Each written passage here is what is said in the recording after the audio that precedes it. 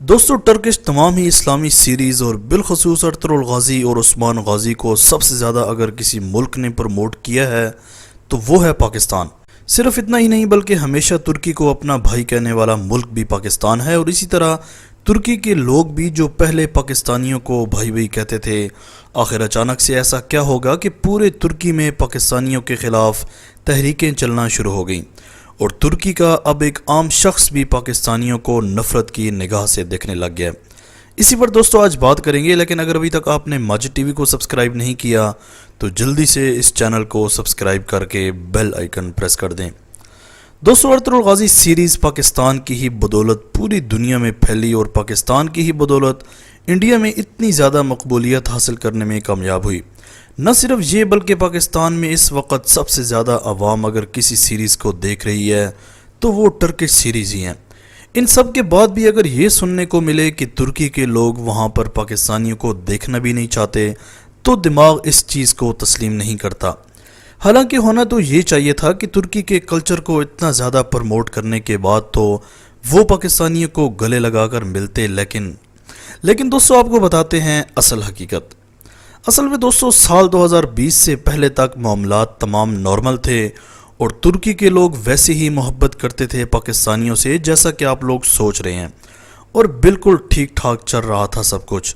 لیکن دوستو معاملات تب خراب ہوئے جب ایک بڑی تعداد میں پاکستانی غیر قانونی طور پر یعنی ڈنکی لگا کر ترکی پہنچے۔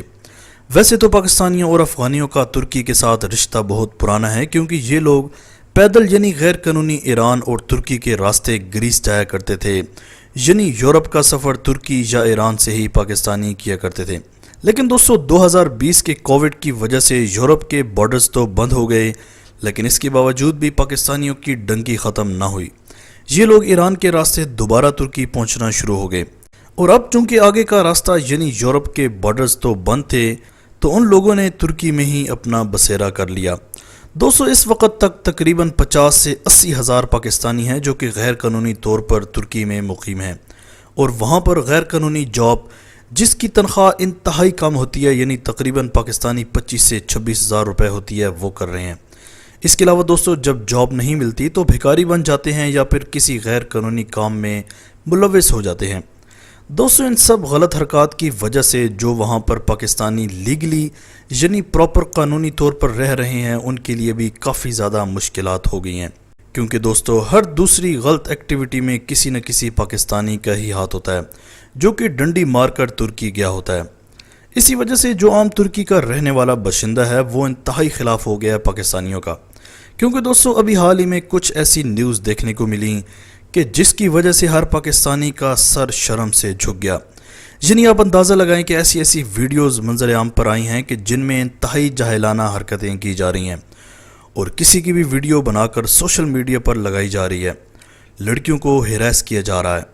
دوستو آپ کو اس چیز کا علم ہوگا کہ باہر کے ملکوں میں بغیر پوچھے آپ کسی کی بھی تصویر نہیں لے سکتے، یہ غیر قانونی ہے۔ لیکن بھائی اب یہ چیز پاکستانیوں کو کون سمجھائے؟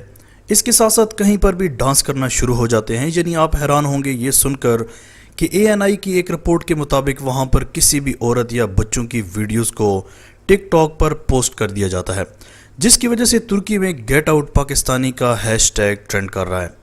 دوستو یہ جتنے بھی ڈنکی مار کر ترکی گئے ہیں، انہوں نے ایک پورا گروپ بنایا، یہ رش والی جگہوں پر جا کر لڑکیوں کو ہراس کرتے، ان کی ویڈیوز بناتے اور سوشل میڈیا پر پوسٹ کر دیتے۔ دوستو شروع میں تو ایک دو ویڈیوز وائرل ہوئیں، اور پھر اس کے بعد پتہ چلا کہ سینکڑوں کی تعداد میں پاکستانی مختلف اور انتہائی بدتمیزی کے ساتھ ویڈیو بنائیں اور اپنے پاس سیو کر لیں، اور پھر ان کو ایک ایک کر کے ٹک ٹاک پر اپلوڈ کرتے رہے۔ دوستو ان سب حرکات کا فائدہ اٹھایا وہاں کی اپوزیشن پارٹیز نے، یعنی اس چیز کو اتنا زیادہ ہائی لائٹ کر دیا کہ اب ترکی میں ہر دوسری خبر یہی ہوتی ہے کہ پاکستانی یہاں پر ایسا کر رہے ہیں۔ اس کے علاوہ دوستو جو لوگ وہاں پر کام کے سلسلے میں یا فیملیز کے ساتھ گئی ہوئی ہیں، ان کا جینا حرام ہو گیا ان چند لفنگوں کی وجہ سے۔ اس پر پاکستانی حکومت کو سخت سے سخت ایکشن لینا چاہیے، کیونکہ ایک طرف تو ہم ان کے ڈرامے اتنے سپر ہٹ کر رہے ہیں کہ جن کی وجہ سے وہ بھی ہم سے خوش ہیں، اور دوسری طرف انہی کے ملک میں لڑکیوں کو ہراس کرنا اور ان کی بیہودہ ویڈیوز بنا کر بلیک میل کرنا، یہ کام بہت ہی غلط امیج پیدا کر رہا ہے پاکستان کا پوری دنیا میں۔